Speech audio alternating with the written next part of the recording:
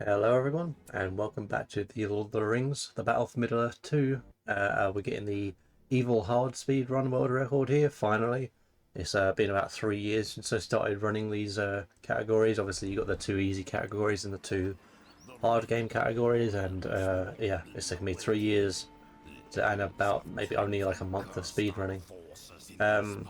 Main reason for that is because trying to install this game and have it in your PC work seems to be very difficult for me, at least. Obviously, yeah, you can't really play this game the way it was intended anymore because the disc doesn't work, basically. Um, but yeah, I finally got it working again, and I got the right patch as well. You need the 1.06 patch for the Evil campaign, which is currently available on the all-in-one patch installer. So yeah, here we are. So let's just get into it then. So yeah, I've got a nice like 7 minute world record in game time. I was actually surprised when I added up the times and realised how good this was. But I get several PBs here. It's a really nice run. Yeah, we got world record by quite a bit, and it's only a few minutes behind the easy world record, despite being honestly a lot more difficult. So basically, yeah, we're going to be taking. So this run, okay, so I'll start with this run. So generally this run is focused around getting past mission 5, which is like the most difficult level on hard difficulty. It's the most difficult level in the game. A lot because of its inconsistency, but also it's just generally difficult. And another big thing about this run is getting enough command points by level 7 to get the right spell that you need. And if you've never seen, the easy world record or whatever, if you've never seen a run of this game, you'll see why. I won't spoil it because it's pretty cool, but you'll see why we need command points. So this first mission here, basically it is, you can do this mission as fast on hard as you can on easy. Basically all this mission is you have to do a tutorial where you build a goblin cave. You need 2 goblins of archers or regular goblins. You need to build a tunnel, and you need to build the upgrades for the fissure and the cave trolls. And that's when the mission will end, assuming you've already destroyed the main objective, which you can destroy the main objective before you've done the tutorial, essentially. And the main reason we're playing on the 1.06 patch here is because the cave trolls are available without getting the upgrade initially. You can just get cave trolls from the base fissure, which on the 1.00 patch, the original patch, you couldn't do that. But that obviously that speeds up this mission, and it is very helpful on mission 4 as well, which is that's why we play on 1.06. Generally, that the 1.09 enemies tend to be, or certain things tend to be more difficult. Like enemies have more health, so generally we don't play on that patch. But you can see here another something like I think it was Stinks the Clown, the runner for the Middle-earth 1. He suggested being able to move in cutscenes. You can actually move sort of in these little cutscenes here. So you can see my was it Nazgul moving towards that objective while the enemy couldn't move, and that's actually really important for hard difficulty because they can just sort of kill you otherwise. But yeah, basically you obviously hold Alt to queue up moves, and it will cancel when a cutscene plays. It will cancel the initial move, and then all the other ones will keep going. So that's essentially how you move in cutscenes, and that's actually helpful in a few places in this run. But yeah, that's mission 1, pretty easy. I think it was a 3:16 here, which is solid. Yeah, basically the fastest that's ever been done for mission 1 so far is 3:11. That was obviously an easy difficulty, but we know we can get that on hard as well. So a solid mission 1, honestly. And I think that saves, what is it, like 39 seconds on the previous world record. So I'm not really running against the previous world record because the sort of mission strategies I came up with are quite a bit faster. This is more just running against myself. Although I did definitely use the previous world record for inspiration and help. It's been very helpful. The whole idea of playing on 1.06 and everything, all that sort of stuff has come out with other people. I haven't actually come up with too much in these runs. I'll let you know what I come up with, though. Really, it's just about refinement. I should also mention, now we're in mission 2, we got a bit of downtime here because it is a little bit slow at the beginning. I should mention that because for some reason my software to add the commentary over my what is it? What do you call it? The video making software I use just to add commentary over these videos was uninstalled for my PC for some reason. I don't know when or how. Excuse me. But that basically means I'm literally just watching my video back with the commentary over, and if I get interrupted at all, I basically have to restart the commentary because I have no way of actually editing it properly. I've tried like other methods and trying to install other things a lot all day yesterday basically, but basically what problems I ran into was there was just no free way of doing it or no way that worked on my PC, so it was quite annoying. But yeah, sorry if this is a bit scuffed, but it is what it is, I suppose. So yeah, mission 2 here. Yeah, a bit slow at the beginning, but honestly, this run is only like 38 in-game minutes long, so you know it's quite action-packed if you compared to like a lot of sort of RTS speedruns here. So yeah, basically just building up the boats as fast as you can. The attack waves start coming in, I think, when you build 3 boats. You just build them very quickly. We're going to be getting up to 6 boats from each port, so 12 total here. The reason we're actually able to do this is because you see the first upgrade I go for is actually the one where we get money for killing enemies from the command points, obviously. I don't remember what it's called. But that's not important for mission 1. It is important for this mission here. Because you see all these boats giving me a plus 250. That's a really big deal. And it means I'm going to be able to get up plenty of boats here. And that's going to be able to allow me to clear the enemy sort of navy a lot faster, as well as destroying these towers here a lot faster than I even did on easy difficulty. Something you're going to find here is because of sort of the glitches, like being able to move in cutscenes and things like that, and just generally playing better in this run. I could probably improve the easy world record for this game by like a good minute or so. So I may actually end up going back to that. So yeah, the last wave comes in here and you are on a timer, so as soon as this goes down, that's when the battlefield expands, and you can see we've already got all of our boats over here ready to take out these towers. Before the cutscene even ends, we've got the towers down and our transport boats are coming in. So that's how you speed that bit up. And obviously, we got plenty of boats here to sort of fight the enemy navy. What you could do is that before the cutscene, that little cutscene plays, you could start queuing up your because you unlock the bombardment ships, and you're also able to move the corsairs up there to capture that objective a little bit faster just before the cutscene. But I just completely forgot about it this time, and it's not a huge deal. It probably won't lose much time, but yeah. So we're just going to be moving straight over here. Obviously, we haven't unlocked this. We haven't unlocked too much of this enemy navy sort of area. We can't take the area completely, but we can sort of clear all the boats out of the way for later on. And even on hard difficulty, when you know their ships are clearly just better than mine, we've got 12 fully upgraded ships, so like it's not a problem. It would be a lot more difficult again if we didn't have the money upgrade. So yeah, we're getting our bombardment ships out here, of course. They're going to be very important. So to end this mission, the objective is basically destroy the 3 enemy fortresses, and 2 of the fortresses are actually available to kill right now. Or not right now. No, not right now, but now. Now that the transports are starting to move in, we can now go for the 2 fortresses. It is after we clear this beach that the battlefield expands again, and we can actually destroy the final fortress. Obviously, because we got bombardment ships, which are going to be able to clear those fortresses a lot faster than moving our army all the way across the northeast area. It would take a long time. So this beach fight is actually really difficult. Like, even as a kid, I was like, wow, this fight is really difficult and hard. Even now, I have lost this fight before. Like, speedrunning it is quite difficult.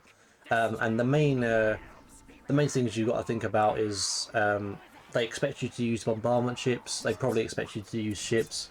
A really big thing here that I'd suggest using is the fire. The fire that was the bombard attack from your corsairs. That's a really big deal. The problem is that goblin units basically are so weak that they don't even get a chance to fight the elves on hard difficulty because the stat difference is just too high. so they just sort of die before they get to really attack, and that's why you sort of lose these fights. But yeah, you've just got to use the fire. You know, use your. You see, we got a couple of ships. We had a couple of ships that were supporting the invasion there, and we've it was a decent beach clear, not the fastest I've ever done. We obviously killed the Ents with the fire arrows here, and we're starting to move in here. So we're getting the first fortress. We could be here a bit faster if I was sort of multitasking faster. It's nice that we got that fortress in one volley, by the way. I'd say you get a fortress kill with one volley about like a third of the time, and generally it always takes two sort of volleys from your 6 ships. So we don't actually, do we end up getting the, no, so we don't get the second fortress before the beach is cleared again, which, you know, you could do, and that would save a little bit of time here. So I don't know if we get it here. You'll be able to tell if you get the fort. Obviously, we had the bats there. This is why we go bats for the second round, so we can see the fortresses. But my bats went down before I revealed this third fortress here, and you can see that that's the dialogue there. So I know I've just destroyed that ship, and you can sort of bombard it. I sort of know where it is. You can bombard it without being able to see it, and I was lucky there. I got it in one volley as well. And then I obviously went back to kill that fortress on the right. So yeah, a bit risky there, not moving the bats over in time. But, you know, it worked out. And it was a solid time. I think this was 7:23, I want to say. Best time I've gotten hard is 7:11. But yeah, this was pretty much on par with what I wanted from this mission here. Yeah, pretty fast. Again, the command points are a big deal here. Even, you know, obviously we wanted to kill the fortresses, but I was bombarding other things at the same time, sort of the towers and everything. And I wanted to move my forces on the beach up to attack more of the enemy, just to build up those command points. And that's what this run is going to be about, basically, because you really are worrying about getting those command points up for mission 7. So yeah, moving into the Shy here. Actually, this was on easy difficulty. This was the hardest mission. I'm just going to take a drink here. This was the hardest mission on the easy difficulty, mainly because it's inconsistent. And it still is inconsistent, but what I found is I've sort of figured out a lot of it. So the Dunedain is the main thing, because no matter how you play it, basically the Dunedain, they're always going to sort of show up in different places. They're going to attack you with different amounts of units at different times. They're going to be, obviously you move north to take out the bulk of them, but they're going to be showing up in different places. They're going to be maybe more grouped up, and that can potentially, on hard difficulty especially, that can be quite bad, because we're going to be building spider riders here to take them out, but they can, on hard, just sort of shoot your spider riders and you can just die, even with the counter. They can just die. Sorry, I completely skipped over. You saw how the cutscene played. They took control, they were showing the seats of power, but my units were still moving in the cutscene. That was again something that we didn't do on easy, but it does save time here. Something that we do actually lose from that is there are 2 squads of extra goblins that are supposed to spawn. They don't spawn anymore if you move in the cutscene for some reason. I guess you walk past the trigger for it. So that's something to keep in mind. So I think the sacrifice is worth it. You get like 10 seconds of extra movement for 2 goblin squads that are honestly quite useless. Nice slams there, by the way. It's quite hard to get the giants to kill a whole squad like that with the crush thing, and I've done it twice there, so that was quite nice. But you can see here, yeah. So we got the control of our base. We're going straight for a spider pit. We get that upgrade there as well. And yeah, so we got quite a few squads of the Dunedain coming in here. Sometimes you can get less, sometimes you get more, but obviously, basically you got your summon. I forgot whether these are what they wildmen. I think they're called wildmen. We obviously use the summon wildmen at the best spot there, while we're moving these giants over to take out the sort of the southern area. So what I've sort of figured out here is that there are a set amount of Dunedain in the south. So we got the cleared quite a few so far, and our health is decent. So yeah, we're doing pretty well with these giants here. There should be, I think, 2 more squads of Dunedain here to kill. and then we'll be taking out the seats of power and basically just waiting to finish up at the top here. And obviously, yeah, we're sort of waiting on these spider riders to come out because they are what's obviously they help us clear these Dunedain really quickly. So in terms of units, we haven't kept a lot alive in the north there. Sometimes you can get a lot more up there, but again, goblins against archers especially that you can't even hit, like the goblins just suck on hard difficulty especially. It's just they're quite bad. So it's not a huge deal that we don't keep them alive. And sometimes down here you can lose with your giants. But I played it quite well here, and I do end up killing all the Dunedain, which is going to save a little bit of time, well, a fair amount of time actually. I don't always get it, and that's fine, but we did manage to do it, and we got the seat of power down the south there, so that's we're on 2 already. And you can see here, I've went north with my spider rider. I'm already up here with my spider rider, and the Dunedain aren't even really, they weren't even positioned. Sometimes you can get up here and they'll already be in position by the time your king is up here. But this actually worked out really well for me. You can see the Dunedain have just come in, and they're coming from 2 different directions, and this actually means that they don't have enough units to sort of just one-shot my my spider riders. So I'm sort of able to, with some good micro, just sort of clear both squads at the same time, and that's all the Dunedain already. That was a pretty nice clear of the Dunedain. Yeah, and you can sort of see how I've sort of figured out the location about where the Dunedain will spawn, and yeah, that's cleared all of them. We can just go for the final seat of power here, I believe. It's just in the middle here. There you go, and that's all the seats of power. That's all done, and we got a good amount of our spider riders alive. The king is still alive. That's really nice, and we've got a giant here. Obviously, if we hadn't killed all of the stuff down the bottom here with our giants, we would have probably lost about 20 seconds here. But this ends up being a really nice time. Obviously, we still got a clear eyes on guard. So this is pretty cool. If you haven't seen the speedrun for this game, we got... I should actually mention first, we got the giant down there. This is actually going to pull a lot of the enemies. Wormtongue is a bit more stubborn here. The giant will pull a lot of the enemies, so opens up Wormtongue.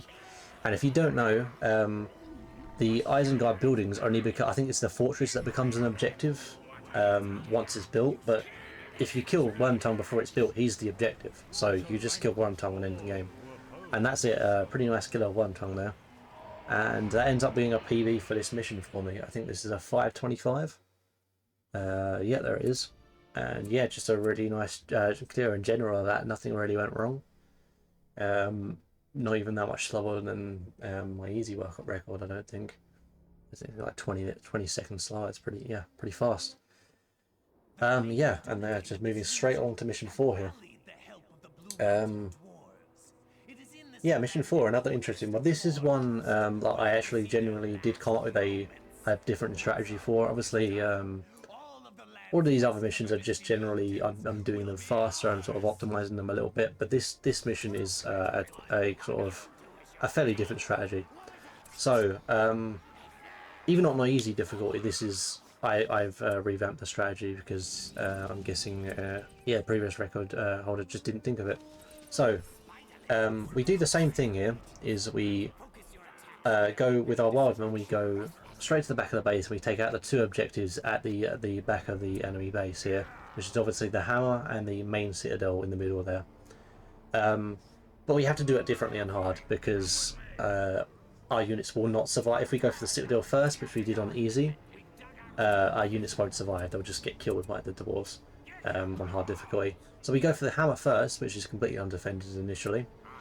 And then we've got a nice little strategy here. I'm going to put our 1 wildman in the front here, and there'll be a squad just coming through here. I was just building up command points with my godlings basically here. Yeah, this front wildman distracts that dwarves, 1 dwarf unit, and that allows my other ones to sort of walk around the edge here, and they should be able to just slip past this other guy. And this is fairly consistent if you do that right. So we just try and, it's a bit awkward, I'm trying to slip past the other guy, it's not working too well, but as long as I get in there, we should be alright. So you can see obviously at the base I've got 4 fissures up, and this is another reason why it's very important that you play on 1.06. Obviously to get the cave trolls on the initial fissure instead of having to upgrade.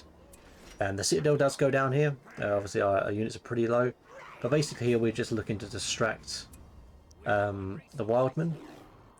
Sorry, distract the dwarves as long as we can with the wildmen up here, so that because once they're dead, the dwarves are basically going to start running down, and we want to end the mission before they get to me, basically. So yeah, spider eyes are going to be quite important here as well, but obviously we've got cave trolls. And a little optimization again that we do on hard that we don't do on easy is we're going to go to the wall to the right instead of just going straight through in the middle, because I found that just going straight through the middle does too much damage now to our forces, and getting through that armory as well in the middle is too difficult on hard difficulty. But yeah, we're going to go straight through this wall here. You can see I'm using my Goblin King to distract in the middle. I'm trying to take the fire of those catapults, and they like to prioritize whatever's in that little pit down there. So we move right back with our cave troll. We've got 6 moving in here. We move ahead with our spider riders first. I use my watcher here to take out one squad that kills your cave trolls that are trying to kill these archery rangers. The reason I do that is because the watcher actually doesn't build up command points, so it wouldn't be worth using it on the big squad in the middle here, because it doesn't give you command points, and that's what you need. So basically what I have to do here is just clear out a decent amount of these archers with the spider riders. We're moving in with the cave trolls, and this ends up being a really nice mission 4 time as well. We have the reinforcement cave trolls, but we don't even need them. This has all gone down. Yeah, just a really nice split of the army, and obviously as those 4 archery rangers were what we needed to kill the last things. And yeah, we killed them. We even you actually continue to build up command points for like a few seconds after you lose control of the unit, so all those cave trolls are still getting more command points. And we actually leave this mission with actually a really decent amount. Don't normally get that high of a command point lead. But yeah, well, that's mission 4. Yeah, no, that's basically the strategy I came up with.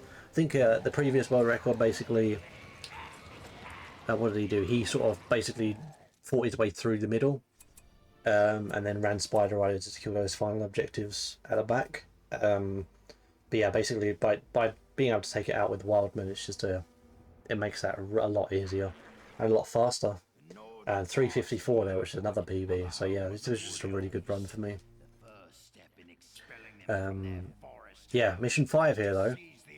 Hardest mission in the game, I'd say, and it's very difficult, and it's also very inconsistent on a hard difficulty, unfortunately. So this first bit is not too bad. It's really just the main fight once you get to the towers. So what we're going to be doing here, we're going to be building. We're going to go straight for builders. Obviously, the builders are the main thing you want to be focusing on here. You obviously need to be constructing 4 towers at the back. On easy difficulty, this was easy. You literally just built 2 builders. You ran them straight. As soon as they were built, you'd be able to move straight in.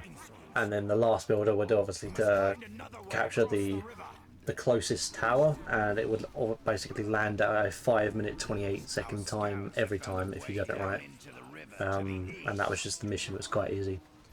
Yeah, on hard difficulty, unfortunately, this actually it saves about 2.5 minutes on the previous world record. I think just over 2.5 minutes, but it loses the most time compared to the easy the run that I get on easy difficulty. Just to sort of tell you how difficult this mission is, I think that's a good tell of just yeah, it's a pretty big gap for both. Yeah, so 4 builders here. I actually make a mistake here. I think I just hotkeyed all 4 of those builders, but I didn't. I also didn't move them somehow. I'm not sure what I did there, but that almost messes me up. And you can see we got the Nazgul here. Obviously, we use the Nazgul to clear initial force. Something I always make sure I do in the first mission is I make sure the the Mouth of Sauron is at least level 3, because I do want him higher level here, because his level 3 and 4 power are kind of useful here. He actually ended up being, I think, level 4 by the start of this mission, so yeah, we've done really well in mission 1.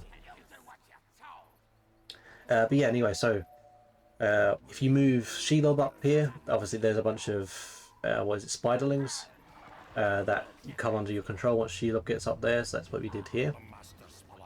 We're moving our builders up.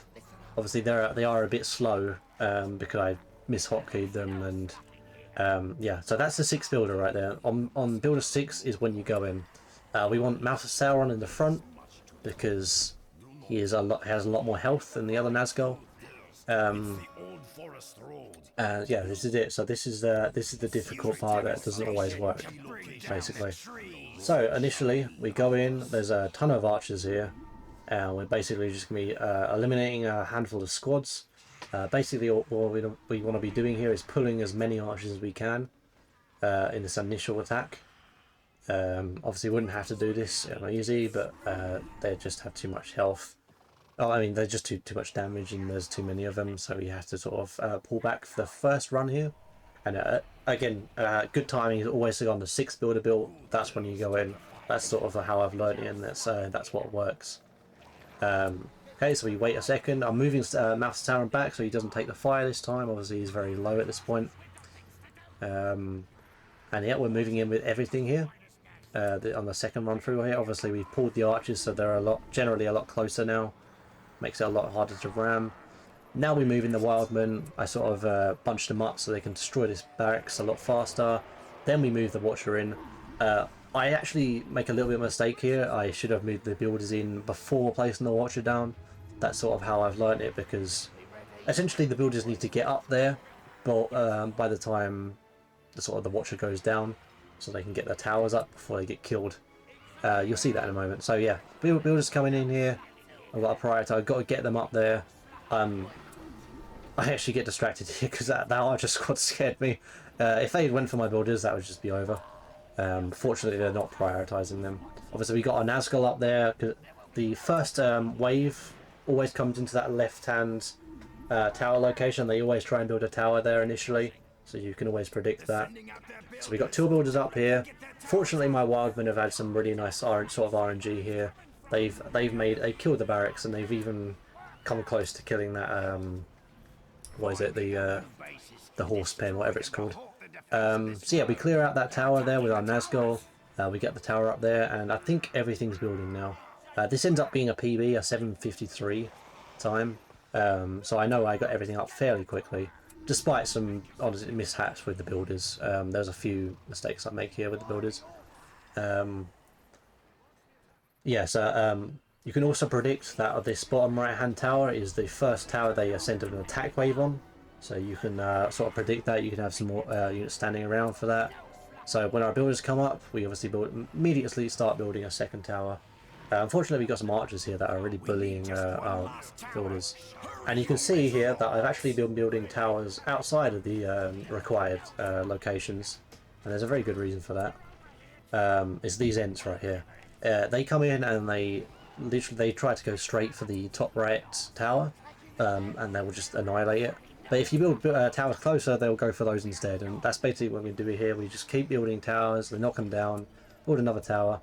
And you can see here, I tried to build this tower earlier, but it wasn't quite ready yet, and it was a big mistake not going back to this, because they've sent another attack wave in. I very nearly lose that tower to the left here. This was very close, and the builder's already gone, I believe. And yeah, that was how close I came to losing the game, because obviously that would go down and I'd lose my countdown. And I can't even kill this Ent properly because I basically need to stand on this tower now for a little while. And I get some very nice RNG. I mean, a little bit of misplay. Generally a decent play of the mission, but I get some very nice RNG. Look at the amount of units up there. And this is why we need to destroy that barracks with the Wildman to the top right. Because it makes sure that the enemies tend not to aggro onto these towers very early. They tend to build up a bunch of forces, but the amount they built before they went in for the attack here was a ton. It's more than usual, and that was really helpful for me. Yeah, because I couldn't really leave that bottom left tower on the health it was, but I do at least have another tower coming up for that there. So now we can go in. Obviously, I'm just using that Shelob's scream attack to just get them off there. I've lost my builders over here. I didn't get another tower up fast enough, and the archers do attack the builders immediately. They sort of ignore the towers, but they go for the builders. And yeah, I'm just going in here for command points at this point. I've almost run out of time here. It was yeah, just generally a fast mission here. So I'm just getting as much damage as I can in here. And yeah, that's basically mission 5. Really challenging, kind of random in if you can do it or not, but this one went really well. And we even left with about like 23 command points, which is higher. Normally I'd want to be leaving this with at least 20. 23 is like really nice to get into mission 6. That means I need 12 command points in mission 6, and mission 6 is a very easy mission to get command points. I think the way this game works is the further along you are into it, the faster you build up command points, and then there's just the fact that you have a ton of initial units in mission 6 that you can get a load of damage on like right away, so that's how you build up command points. Now, yeah, missions. Yeah, that was mission 5. Moving on to mission 6, the only mission in the run that I'd say wasn't great. Like a spoiler, but it wasn't great, but it was still decent. It was still better than previous world record, by like 20 or so seconds, and it does what I need to do, which is get to the 35 command points here. That's just how I remember it. I get to 35, and that's enough to move on to the next mission. So, yeah, I think this is the fastest mission in the run. It's only like 2.5 minutes if you do it right. So yeah, you can basically just kill. Obviously, the objective here is to free all the fire drakes and then move someone over to the dragon at the end. But you can you can free these fire drakes very easily. These gates are not very strong, and obviously they expect you to sort of destroy all the towers and all the forces, but you can just sort of focus the gates down and that's it. It's a very fast mission. So we've got the Wildmen going down here. They can handle this gate pretty easily. Just make sure they're properly on the gate, because sometimes they just sort of attack the units. They got the trolls going up there. A little bit different than hard. We send the trolls up because splitting them out for Sauron and the Nazgul doesn't really work on hard because they die too quickly, so you have to bunch them together to go for one. I got a little bit unlucky here. My Nazgul, I think, took damage from spearmen as they run through up there. I also make a mistake here. So one mistake I make is the closest was a gate. My force is down there with a catapult, one of the infantry. I actually don't initially target. Another thing that goes wrong is my trolls don't actually attack the gate. I think I click on it. I'm pretty sure I do click on it, but they just don't. They sort of bug out, I think, which is kind of annoying. But yeah, that's another unfortunate thing. I'm really focusing on the Nazgul for that section because they can die quite easily. But you can see here I've been a bit slow on several of the Drake clearings, and that means my command points are actually very low here. So I'm actually, instead of running straight in there with my Nazgul, luckily one survived, I'm actually having to target all these archers here to get the command points up, so that's going to be just losing time because I could be going straight to the dragon here. And I end the mission with about 34 and a tiny bit away from 35. I'm really hoping at this point that I was able to get over the limit, and I should have done. I absolutely should have done there, because obviously they keep going after you control the units, but it was still worrying because I didn't actually see the 35 there. But yeah, that's mission 6. Very, very quick, obviously. Could be better, but obviously this run in general was just very, very fast, so I'm fine with a mediocre 6. It did the job. And yeah, moving on to mission 7 here. And yeah, this is, if you haven't seen why you need the command points, or you haven't seen mission 7 yet, you're probably wondering, wow, there's like 8 minutes of this run left, and we got to do two of the hardest missions. How are we going to do that? Well, just give it a moment. Yeah, there's really not much to say. I'm just going to let it's a 2:43. Yeah, it's fine time. I'm just going to let the mission speak for itself here, I think. Yeah, here we go.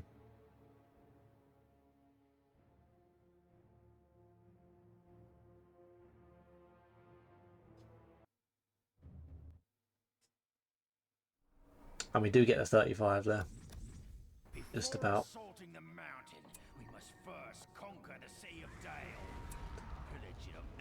Send our Wildman in, get a bit of extra command points. Not important anymore. Yeah, that's the mission. Yeah, that's why we need the command points. That's why we are very stressed on command points the whole game. We're not sort of going for any more of the other powers that might be a bit helpful, because we need to be going straight for that dragon power. I guess they just didn't think of that. In the game runner's defense, they do disable bats on this mission, which is obviously, I think that's just trying to stop you from cheesing it and going straight for the fortress there, obviously, because we'd be able to spawn more of our units in if we had the bats. But you don't need the bats for the dragon. You can just you know where it is. You know where the fortress is. You get a feel for it. It's right in the corner there, and yeah, that's the mission. I think it was 31 seconds. Yeah. So yeah, that's why we don't go for anything else, because the ability to skip a mission is obviously more important than pretty much anything else. The command points, or what the powers could do, and it's actually that spell is actually very useful for this mission as well, the final mission, which actually goes very well here. And this one's pretty cool. Another, like, it's on the higher end of difficulty here.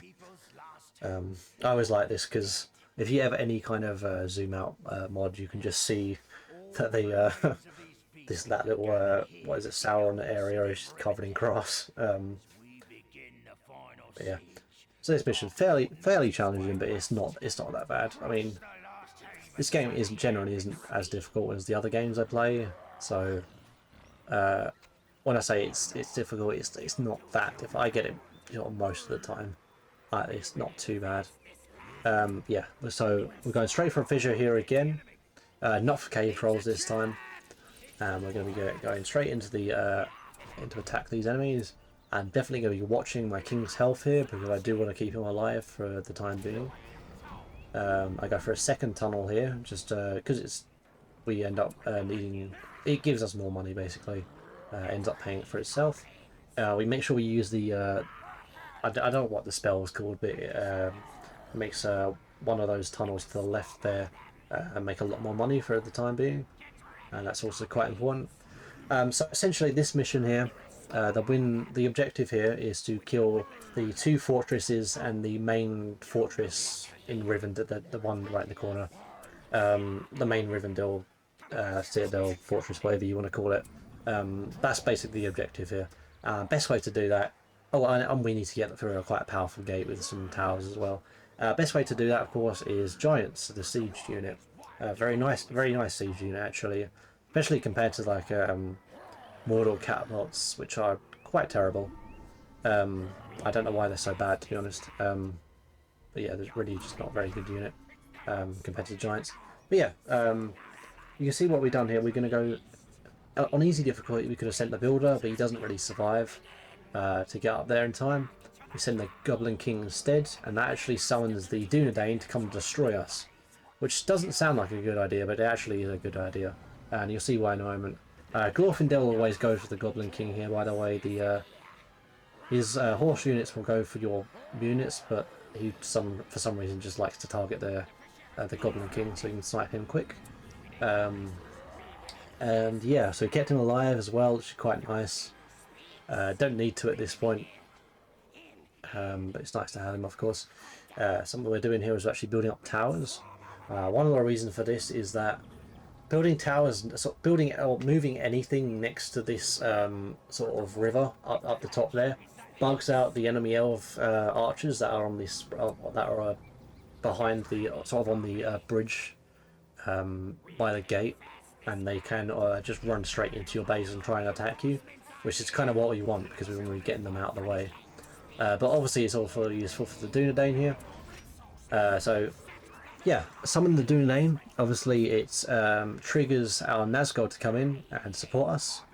We take out the Dunedain here, and that's you kill enough of them that summons the hobbits. And at this point we've got, I think we're close to 2 giants. We've got our 2 catapults coming in. We're about ready to start attacking this base here. And we do at least pull 1 squad of archers. We don't get any more. It is kind of it's basically just RNG, how much you get coming into your base. We at least get 1 here. And obviously, yeah, we need the Nazgul here because they have a lot of archers that want to stop these giants, and Nazgul, obviously the cavalry unit, is very good at taking them out. So here we go. We're going to start taking out towers. On easy difficulty, we had the the thing that you get with command points, the tower upgrade, and that would you could actually place that right in the middle of these towers here, and the archers don't attack the tower at all. They don't target at all. They just ignore it. So you can just use that to slowly whittle down all these towers, and then by the time your giants come in, you can basically kill them all. You know, summon the wildmen and just kill all the archers, and that's it. But we have to do it a little bit safer on hard difficulty, mainly because we don't have the spell for that as well. We go for the Watcher because it's more important for a couple of these earlier missions on hard difficulty, of course, like mission 4, mission 5 primarily. And yeah, so it's not a big deal if you lose a Nazgul or two here. Ideally you wouldn't, but you know, you can. It's not a big deal here. We kept a decent amount of our units alive as well, which is quite important. We've got the Wildmen coming in now. You can use sort of the Watcher or the Wildmen here to deal with these forces, but the Watcher is basically better here, and it's better in the base, so if you can keep the Watcher for later on, then it's a good idea. And obviously we're going to be focusing down this fortress right here. Keep our production of giants coming in. Get ready to finish this off here. And again, we still got that dragon spell as well. We're going to be using that in a moment. And yeah, this is going well so far. I haven't lost a giant. I did lose a giant like really early on in my easy difficulty run, which was quite silly. It cost me about 10 seconds or so. But you can see here, I'm not going in with my forces initially because they have a spell. They use the water spell there, the water, whatever you call them. And they're going to have a second spell here. I'm even backing away my units. There's the second spell, the sunbeam. Don't try and just send one unit in to pull the spells away, because they will see your unit moving in, and then they'll target like something else that's more valuable. So you've got to be careful. You've got to send, like, it wants you to sacrifice at least a couple of units there. So yeah, once you've got those two spells out, you can start moving in with your artillery. We're getting this fortress down. We even have a bunch of other stuff alive to help take that out. I get this tower just in case, but I don't even need it. Like I've cleaned this up pretty effectively, and we're moving on to the second fortress here. We can use the dragon here on the foot citadel, which makes it a lot easier. It was actually quite difficult to get our artillery up to destroy that fortress there, because we'd have to fight through a lot of more enemy forces.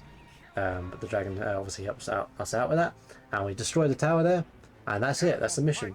The Fellowship is coming in. They come in when you destroy your first fortress, I believe. I think that's the trigger. But if you just kill the fortress sort of in one go, then they can't stop you. And yeah, that's the mission. Ended up being a 6:49, which is a really nice time.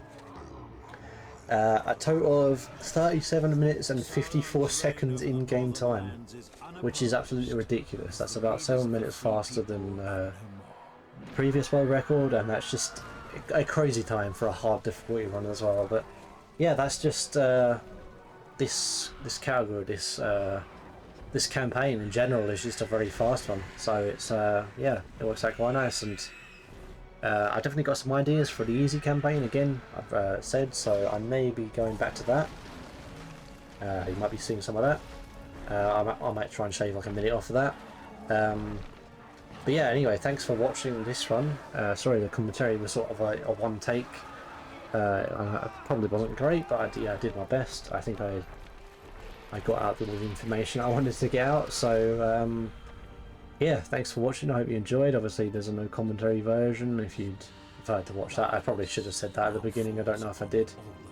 Yeah, there's a link in the description for that. And yeah, we'll just wait for the mission time to come up. We've got to make sure we seal the mission times to actually get the world record. This record is based off in-game time, so yeah, that's it. Yeah, I may or may not be going back to easy difficulty, so I look forward to that. Obviously, like and subscribe if you enjoyed. Hopefully more to come. I don't speedrun too much nowadays, but I have sort of recently gone back to it a little bit. Because yeah, I sort of enjoy it. I come back to it sometimes. I'm glad to finally have all 4 world records. I don't know if they're going to be beaten anytime soon, but yeah. I've enjoyed competition. I think I've got these runs to a nice point. But yeah, thank you for watching, and I will see you in the next video. Goodbye.